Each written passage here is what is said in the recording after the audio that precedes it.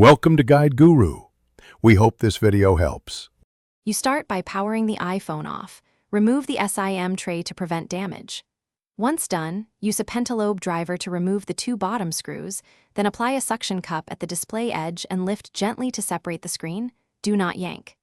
Use a 0.5 mm pick or opening pick to keep the gap. Work slowly from the bottom corners.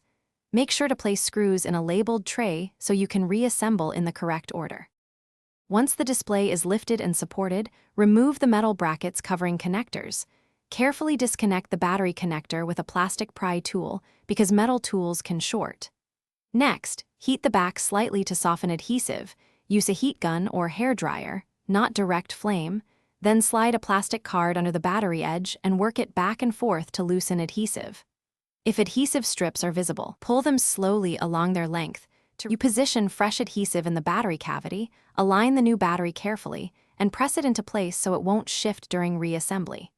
Once seated, reconnect the battery connector first, then the display connectors, replacing metal brackets and screws in their original positions. Use the labeled tray for accuracy. Power on the phone and verify charging and screen function. If it fails to boot or shows no charge, make sure connectors are fully seated. And double-check that no screw is in the wrong hole, which can short components. Thanks for watching. Consider subscribing if we helped you today.